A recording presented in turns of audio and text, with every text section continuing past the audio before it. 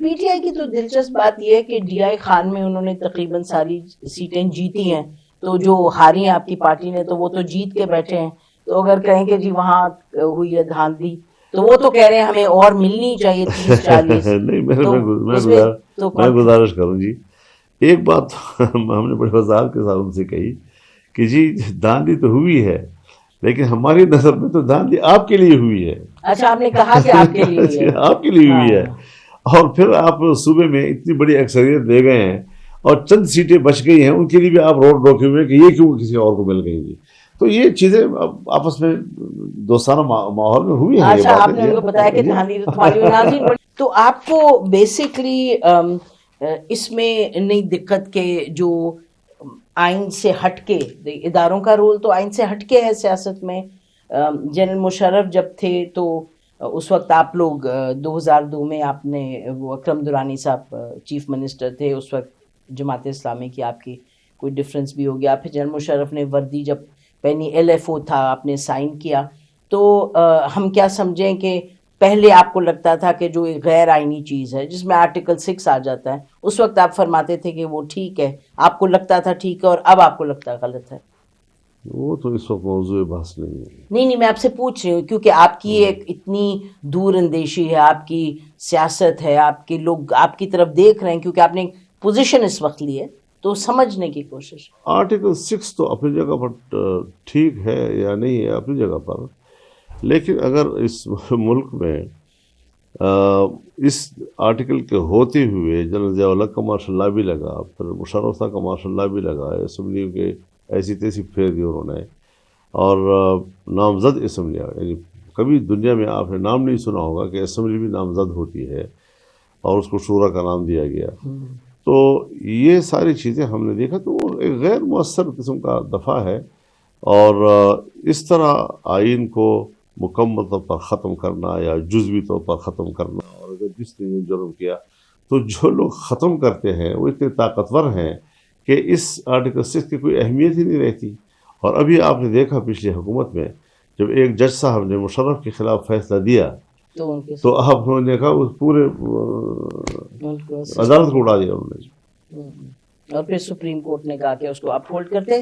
تو مولانا صاحب اس وقت جو صورتحال ہے اس میں آپ کیا دیکھ رہے ہیں؟ یعنی کہ اداروں کے رول کے حوالے سے آپ نے جیسے فرمایا کہ جنرل فیض کا آپ نے ذکر کیا، حالانکہ اس وقت تو وہ پشاور میں میں اس وضاحت کر دوں. یہ بات اچھا ہے کہ آپ نے سوال کر لیا. یقیناً میں نے فیض صاحب کا نام لیا ہے اور اس میں وہ نہیں تھے، ان کے بعد والے تھے.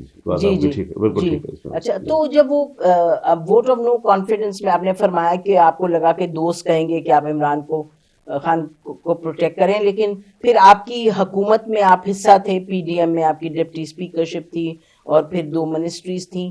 تو اگر وہ آپ کو اصولاً لگ رہا تھا کہ وہ مناسب اور غلط چیز ہے تو دوستی کی خاطر آپ نے کر دیا سپورٹ، لیکن پھر گورنمنٹ دیکھیے ملک میں کچھ چیزیں ایسی ہوتی ہیں کہ سیاسی طور پر جو چیز پروان چڑھ جاتی ہے پھر ایک دم اس پوری عمارت کو گرانے سے اور بہت سی پیچیدیاں ایسی پیدا ہوتی ہیں کہ پھر ملک بھی اس کا متحمل نہیں ہوتا. جی اب چونکہ پی ڈی ایم تھا تو پی ڈی ایم اور پی ڈی ایم سے باہر کی جماعتیں جب سب دوستوں نے ایک راستہ متعین کر لیا تو اس میں ہماری اپنی رائے تھی کہ اگر آج میں اس اپنی رائے کا اظہار کروں تو یہ آپ اس کو کاؤنٹر کریں گے اپنے اسی سوال سے. لیکن ہم نے اپنے دوستوں کے لیے یقیناً اس وقت اپنی رائے چھوڑی تھی اور رائے ہم نے دیانتدارانہ پر دی تھی. اب یہ تاریخ کو حوالے کیا جاتے بعض چیزیں کہ پھر وہ جو ہماری رائے تھی وہ تاریخ اس کو صحیح کہتی ہے یا جو ہم نے دوسروں کے ساتھ دیا تھا ان کی رائے کو. اور پھر حکومت میں بھی آئے. تو اس وقت جو صورتحال ہے، اس وقت کی صورتحال آپ نے بھی فرمایا، بڑی اہم بات آپ نے کہا، کبھی معاملات آگے بڑھ جاتے ہیں تو بات کافی نہیں ہوتی. تو اسی طریقے سے اگر ہم ابھی دیکھیں کیا ہو رہا ہے کہ ایک طرف تو حکومت بننے جا رہی ہے، وہ تو لگ رہا ہے بننے جا رہی ہے. تو مولانا صاحب 2018 کے پی ڈی ایم والی ووٹ آف نو کانفیڈنس کے بعد جو حکومت بنی اور جو اب بننے جا رہی ہے، اب آپ کو کیسے لگتا ہے کہ یہ اپوزیشن اگر آپ لے رہے ہیں کہ ہم میدان میں نکل آئیں گے، تو اس وقت کیسے فرق ہے؟ ابھی اگر ہم کہیں کہ یہ تو حکومت بنا کے اپنی حکومت چلائیں گے. حکومت کوئی بناتا ہے تو لاکھ دفعہ بنائے، چلاتا ہے تو لاکھ دفعہ چلائے. ہم نے جو فیصلہ کیا ہے ہم نے اسی کی پیروی کرنی ہے. یہ اٹل فیصلہ اٹل فیصلہ. کہ آپ بلوچستان میں حکومت نہیں بنائیں گے. آپ کو ایک بلوچستان کیوں نظر آ رہا ہے؟ نہیں، کیونکہ وہاں آپ کی اتنی نہیں ہے ہماری اکثریت وہاں پر، ہماری کوئی ایسی تعداد نہیں ہے کہ جسے ہم حکومت بنا سکے. تو خالد بلوچستان کو ٹارگیٹ کرنے کا کیا مطلب؟ نہیں ٹارگیٹ نہیں. ہم نے جو بھی کرنا ہوگا ہم ابھی تک ایک اصولی بات کہہ چکے ہیں کہ ہمارا پارلیمانی کردار ہوگا، کیونکہ ہم پارلیمانی کردار سے ہٹنے کا دستوری طور پر اختیار نہیں رکھتے.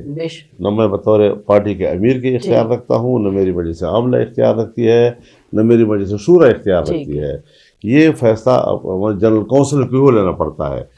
تو اب جس وقت جنرل کونسل بیٹھے گی اور اس کے سامنے سفارش آئے گی تو وہ فیصلہ پھر انہوں نے کرنا ہے کہ وہ ہمیں پارلیمنٹ سے جانے کو، رخصت ہو جانے کو کہتے ہیں تو ہم سب چھوڑ دیں گے. اگر انہوں نے کہا نہیں پارلیمان جاری رہے، آپ لوگ اندر کام کرتے رہیں، تو پھر ہم اس کے مطابق چلیں گے.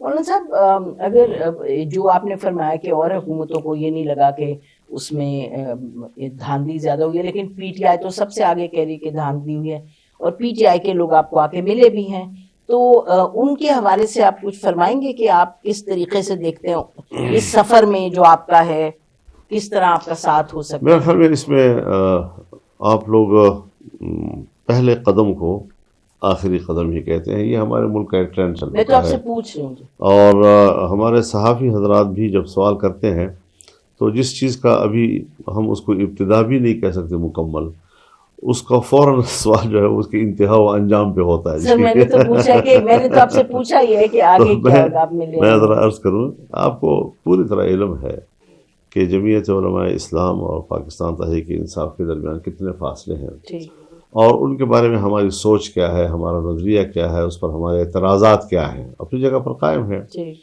اب اگر ان کا ایک وفد ہمارے گھر میں آتا ہے تو وہ پہلی دفعہ تو نہیں ہے، اس سے پہلے بھی آئے تھے. بالکل آئے. اور میں یہ بھی بتا دوں کہ آپ کو پتہ ہے سوشل میڈیا ہے، ورکرز ہیں، نیچے لیول تک کارکن ہیں، اور کوئی کسی کے اوپر روک ٹوک نہیں ہے. وہ سوشل میڈیا پر جو کمنٹس دے دے، جو تبصرہ کر لے، اس کا تو کوئی انتہا نہیں ہے جی. لیکن ہم نے اس وقت بھی اپنے کارکنوں کو سختی سے روکا تھا کہ اگر میرے گھر میں کوئی مہمان آتا ہے تو وہ آپ سب کا مہمان ہے، اور مہمان گھر سے چلا جائے تو اس کے پیچھے برا بولنا، غلط بولنا، یہ شرعاً حرام ہے، ناجائز ہے کہ آدمی مہمان چلا جائے اور آپ اس کی غیبت شروع کر دیں جی. تو ہم نے کہا کہ کوئی اس قسم کا منفی کمنٹ نہ دیں. آج بھی اور کل بھی ہم یہی کہتے تھے.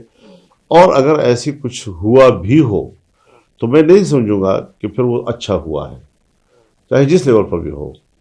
تو لوگ آتے ہیں، ہم بھی کب کسی کے پاس جائیں گے، کوئی ہمارے پاس آئے گا، ہم ایک دوسرے کی عزت بھی کریں گے. اور یہی تو بچا ہے ہمارے ملک میں کہ ہم ایک دوسرے کے پاس جائیں، دوسرے کو عزت کریں جی. تو یہ جو چیز ہوئی ہے یہ ان کے آنا ہے. اب آنے کے بعد انہوں نے بس صرف آنے کی حد تک ہے، باقی تو اب آگے جا کر کھلے گی بات. ہم بھی اپنے پارٹی کے سامنے یہ ساری چیزیں رکھیں گے. ان کا کیا رد عمل آتا ہے، وہ جو اختلافات ہیں ہمارے جن بنیادوں پر، وہ کیا یکدم ہم ان کو سر کر سکیں گے اور ان کو پھلانگ کر ہم ایک دوسرے کو گلے مل سکیں گے. تو یہ ایک بڑا سخت اور تلخ مراحل ہیں جو اس وقت موجود ہیں. اور اگر کوئی ایک فریق بھی کہہ دے کہ ہم معاملات کو ٹھیک کرنا چاہتے ہیں تو بھی ہمیں شریعت کی تعلیمات کو سامنے رکھنا چاہیے. وَإِن جَنَحُوا لِلسَّلْمِ فَاجْنَحْ لَهَا وَتَوَكَّلْ عَلَى اللَّهِ. اگر وہ صلح کے لیے پر بھی چاہتے ہیں تو آپ بھی پر بھی چاہتے ہیں اور اللہ پہ توکل رکھیں. تو ہم کسی کو سخت جواب نہیں دیتے، لیکن دیکھنا یہ ہے کہ ہم جس لیول پر اختلاف رائے رکھتے ہیں، کیا پی ٹی آئی سے، کیا ان اختلاف رائے کو ہم اس طرح ایک میٹنگ سے تحلیل کر سکتے ہیں جی؟ تو یہ تو بالکل ایک آغاز ہے، اور اس آغاز کے بعد ہم دوسرے قدم کیسے اٹھائیں گے، کس طرح اٹھائیں گے، سب چیزیں جماعت کے مشوروں کے ساتھ ہم اٹھائیں گے، دوستوں کے مشاورت کے ساتھ آگے بڑھیں گی. اور صرف پی ٹی آئی تو نہیں ہے جی، اور بھی بہت سی جماعتیں ہیں. بلوچستان میں وہ جماعتیں ہیں، کے پی میں وہ جماعتیں ہیں، سندھ میں جماعتیں ہیں کہ جو ان نتائج پہ اعتراض کر رہی ہیں اور وہ بھی احتجاج پر ہیں.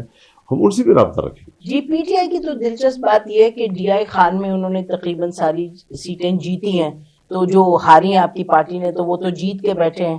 تو اگر کہیں کہ جی وہاں ہوئی ہے دھاندلی تو وہ تو کہہ رہے ہیں ہمیں اور ملنی چاہیے 30-40. نہیں، میں گزارش کروں جی، ایک بات ہم نے بڑے وضاحت کے ساتھ ان سے کہی کہ جی دھاندلی تو ہوئی ہے، لیکن ہماری نظر میں تو دھاندلی آپ کے لیے ہوئی ہے. اچھا آپ نے کہا کہ آپ کے لیے ہے. آپ کے لیے ہوئی ہے. اور پھر آپ صوبے میں اتنی بڑی اکثریت دے گئے ہیں اور چند سیٹیں بچ گئی ہیں، ان کے لیے بھی آپ روڈ روکے ہوئے ہیں کہ یہ کیوں کسی اور کو مل گئی تھی. تو یہ چیزیں آپس میں دوستانہ ماحول میں ہوئی ہیں. اچھا آپ نے ان کو بتایا کہ دھاندلی تو تمہاری ہوئی. ناظرین بڑی دلچسپ بات گفتگو ابھی ہم جاری رکھیں گے بریک کے بعد سے.